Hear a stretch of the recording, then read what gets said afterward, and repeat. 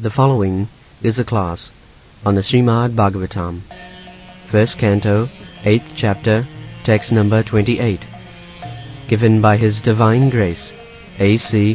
Bhaktivedanta Swami Prabhupada, recorded on April 20th, 1973, in Los Angeles. Be eternal time, the Supreme Controller, without beginning and end, the all-pervasive one. In distributing your mercy, you are equal to everyone. The dissensions between living beings are due to social intercourse. In the Bhagavad Gita, Krishna says exactly the same thing. This is explained by Kunti, devotee. The same thing is spoken by the Lord Himself. Samoham sarvabhutesu name desyasti na priya. Jetu bhajanti mang pritya tesu te mai. God cannot be partial. That is not right. Everyone is God's son. So how God can be partial to one son and better than the other son? That is not correct. That is our mistake. We write, we trust in God, but we make discrimination. If you trust in God, then you must be equally kind and merciful to all living entities. That is God consciousness. So, Krishna says that I have no enemies, neither I have got friends. Nami desyasti na priya. Desha means enemy. We are envious of our enemy and we are friendly to our friends. So, Krishna is absolute. Even he appears to be inimical to some demon, actually he is friend. When a demon is killed, that means his demonic activities are killed. He becomes a saint immediately. Otherwise, how he is promoted immediately to the Brahma Jyoti. All these demons who are killed by Krishna, they immediately merge into the Brahma Jyoti, Nirvishesh. The only difference is, of course, the Brahma Jyoti, Paramatma and Bhagavan, they are one. Vadanti tat tattvavidas tattam. That is one truth, absolute truth, in different features only. Brahmeti, Paramatmeti, Bhagavaniti Sattva. Originally, Bhagavan, his plenary representation is Paramatma, who is situated in everyone's heart. Ishara sarvabhutanam riddeshe arjuna tishtati. The plenary portion, Kirodokshaya Vishnu, he is in everyone's heart. That is Paramatma. And Brahma, Paramatma and Bhagavan. The ultimate issue is Bhagavan. So, Je Jathamang Prabhaddante, now he is equal to everyone. It is up to the devotees or persons who are trying to understand the Supreme Absolute Truth according to their capacity of understanding. The Absolute Truth, God is revealed either as impersonal Brahma or localized Paramatma or Bhagavan. It is up to me. The same example as I have repeated many times. Just like we see sometimes the hills from our room. Yes, there are many hills in Los Angeles. But they are not distinct. When you are seeing the hills from a distant place, it looks like something cloudy. But if you go still farther towards the hill, you will distinctly find that there is something hill. And if you come to the hill, then you will find so many persons are walking there, so many houses are there. There are streets, motor cars, everything, all varieties. So, similarly, when one wants to know the absolute truth by his teeny brain, I shall make research to find out the absolute truth, then you will have vague idea, impersonal. And if you become a meditator, then you will find that God is situated within your heart. Dhyanavastita tadgatena manasa pasyanti jam yogina. The yogis, the real yogis, they, by meditation, they see Vishnu Murti within the heart. And those who are devotees, they meet the Supreme Person face to face. It's like we are meeting face to face. Talk face to face. And serve directly. The Supreme Personality of Godhead orders that you supply me this, and he supplies. That is the difference. So, Samohang Sarvabhuteshu, he is equal to everyone. Now it is up to you to understand him according to your capacity. So Kunti also says the same thing in this verse. Samang charantang sarvatra. Samang charantang. Charantang means moving. He is moving everywhere. Outside, inside. Simply we have to make our eyes clear to see. That is devotional service. To make our senses purified, to perceive the presence of God. God is present everywhere. Antat bahi. Antat means within, and bahi means without. Those who are less intelligent, they simply try to find out God within.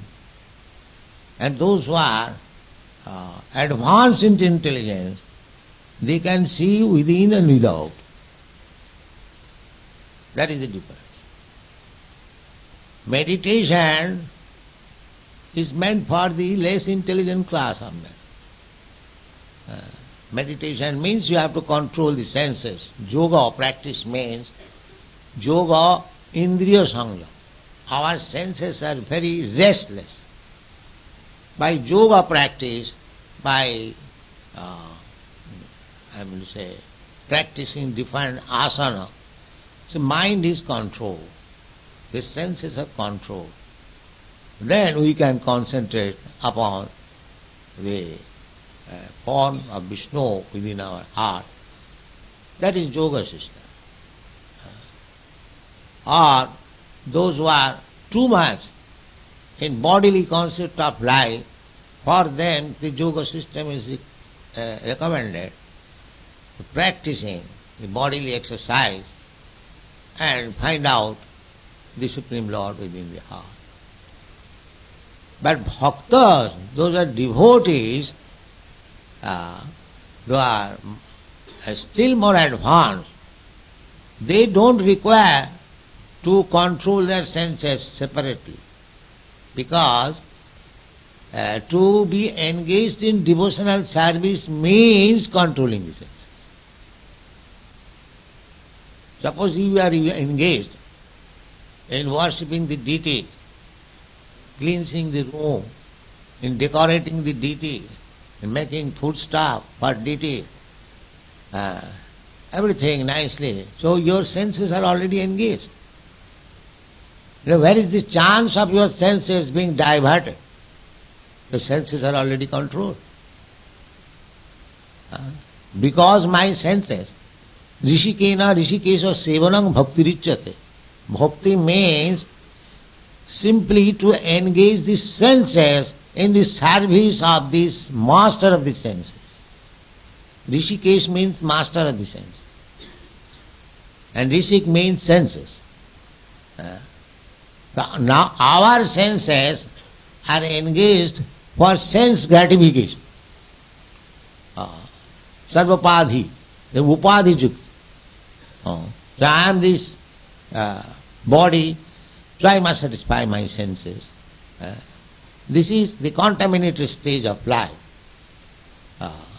But when one comes to the understanding that I am not this body, I am spirit, soul, part and parcel of God, so my senses, spiritual senses, should be engaged in the service of the Supreme Spiritual Being. That is one. That is mukti. Mukti means hitva unnatha rupam. When we are conditioned, we give up our original constitution position. Our original constitution position is, as Chaitanya Mahaprabhu says, Jiver Sarup Hoy Nitya Krishna Das. Our original constitutional position is that we are eternal servant of Krishna.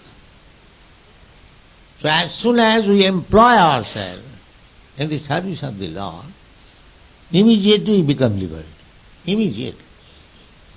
There is no question of passing through some process. This very process to engage oneself, engage one's senses in the service of the Lord means he is liberated. So this liberation is open for everyone. Samang charantam. Krishna does not say that you come to me, you become liberated. No, he is open for everyone. He says, Sarvadharman parittajya mamekam saranam vraja. He speaks to everyone, not that he is speaking to Arjuna only. He is speaking to everyone. Bhagavad Gita is spoken not only for Arjuna. Arjuna is just like the target. But it is spoken for everyone, for all human beings. So one has to take advantage. Samang charantam is not partial. That you become just like the sunshine. The sunshine is not partial. That here is a poor man, here is a low-class man, here is a hog. I shall not distribute my shining there. No. Sun is equal.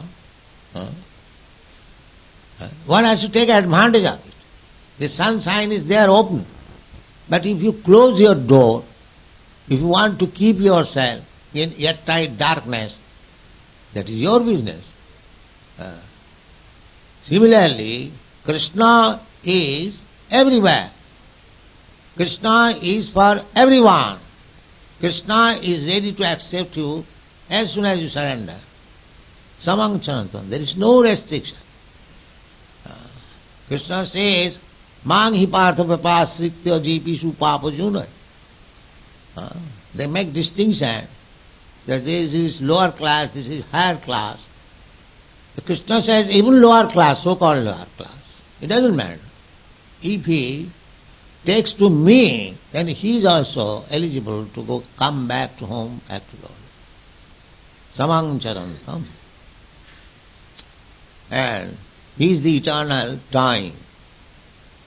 Everything is going on within the time. The time, our time calculation is past, present and future. This is relative. The other day we were discussing.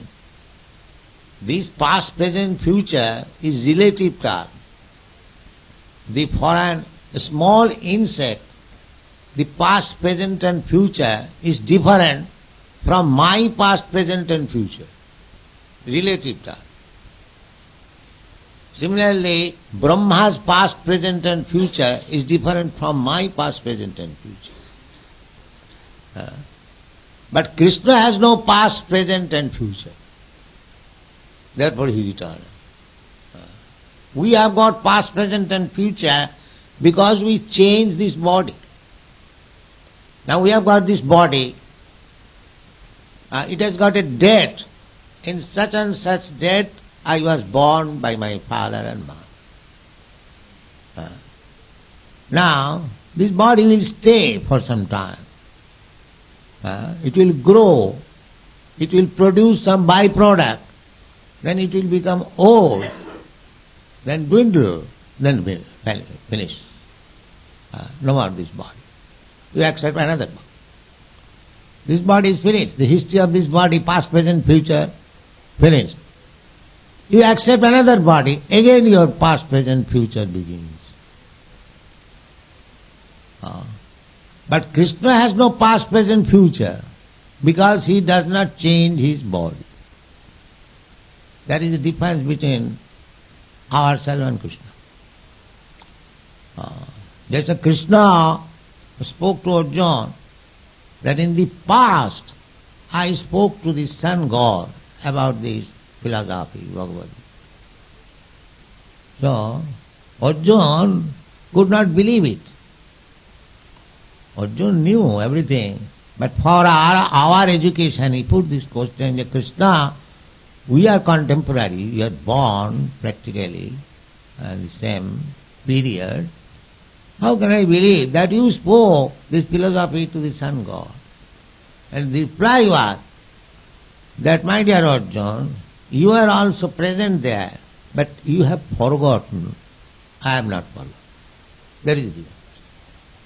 Past, present, future for persons who forget.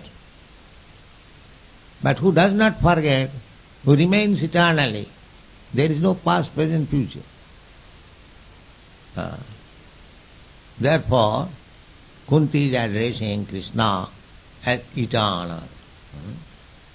Mannetāṃ kālam. And because he is eternal, Ishanam, he is full controller. Kunti says, Manne, I think, by the behavior of Krishna, she could understand that Krishna is eternal. Krishna is the supreme controller. Anadi nidhanam. Anadi nidhanam. There is no beginning, there is no end. Therefore, Vibhum. Vibhum means the supreme, the greatest. Vibhum. We are Anu. We are the smallest. And Krishna is the biggest. Krishna is also, because we are part and parcel of Krishna, therefore Krishna is both the smallest and the biggest. We are simply smallest. But Krishna is both. Krishna, Vibhu, greatest means all-inclusive. In the great, if you have got a big bag, you can hold so many things. In small bag, you cannot do that. So Krishna is Vibhu.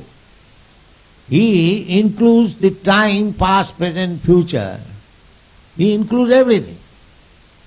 And he is everywhere. That is Vibhu. Vibhu, all pervading.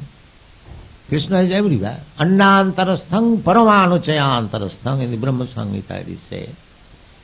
The Krishna, because without Krishna the matter cannot develop. The scientists, the atheist scientists, they say that life comes out of matter. That is nonsense. No. Matter is one energy of Krishna and spirit is another energy. The spirit is superior energy and the matter is inferior energy. The matter develops when there is superior energy. Just like this country, America, the same America was 200 years ago, 300 years ago, the land. But it was not developed. But because some superior living entities from Europe came here, now America is so much developed. Therefore, the cause of development is the superior energy. The inferior energy, there are so many vacant land lying still, just like in Africa, Austria. They are called undeveloped. Why undeveloped? Because the superior energy, living entity has not touched it.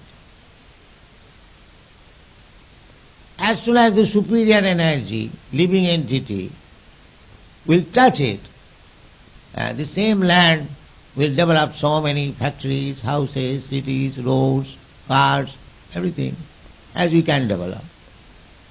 Therefore, the conclusion is that the matter cannot develop out of itself. No, that is not possible. The superior energy must touch it. Then it will be active. There are so many machines. That is matter, inferior energy. Unless an operator comes to touch the machine, it will not act. First class motor car, very costly motor car, machine, but unless a driver comes, it will stand for millions of years there. There is no use. This common sense is lacking. The matter cannot work independently unless the superior energy, living entity, touches it. That is common sense. So how these rascal scientists say that life develops from matter? No. How it can be complete? There is no such instances. They falsely say they do not have sufficient knowledge. So these universes, they have also developed on account of Krishna's presence. Therefore Brahma Samhita says, Annantarastham paramanuchayantar. They are studying now atoms. So many things are going on. Electrons, photons. Why? Because the Krishna is there. This is really science. So Krishna has no past, present, future. He is eternal time. He has no beginning. He has no end. And he is equal to everyone. Samang Chanantam, simply we have to prepare ourselves to see Krishna, to understand Krishna. That is the business of Krishna consciousness. Thank you.